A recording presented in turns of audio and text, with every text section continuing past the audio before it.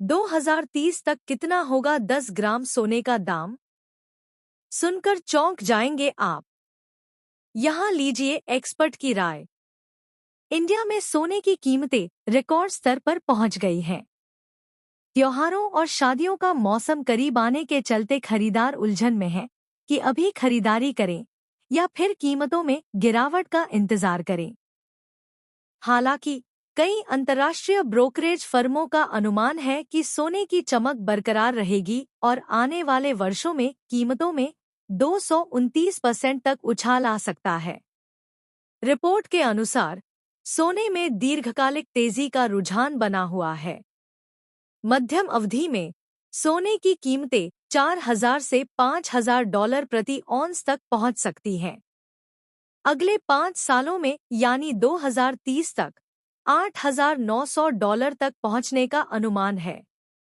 Report में कहा गया है कि मुद्रास्फीति के माहौल में इस अवधि के दौरान पीली धातु के $8,900 यानी भारतीय करेंसी में लगभग 7.39 लाख तक पहुंच सकती है। 2030 तक 10 ग्राम सोने की कीमत की बात करें तो लगभग 2.37 लाख रुपए तक पहुंच सकती है।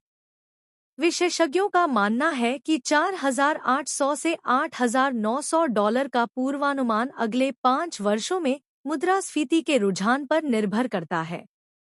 मौद्रिक नीति और भूराजनीतिक गतिशीलता भी सोने की कीमतों को प्रभावित कर सकती है। निवेशक इन बातों का रखें ध्यान। रिपोर्ट में दावा किया गया है कि सोने की कीमतों में वृद्धि कोई अल्पकालिक घटना नहीं है। यह वृद्धि लंबे समय तक हो सकती है। इसलिए निवेशकों को बारीकी से ध्यान देने की आवश्यकता है।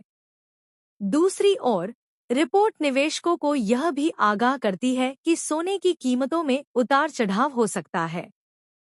सोना एक ऐसा निवेश है जिसमें अक्सर तेज उतार चढ़ाव होता रहता है।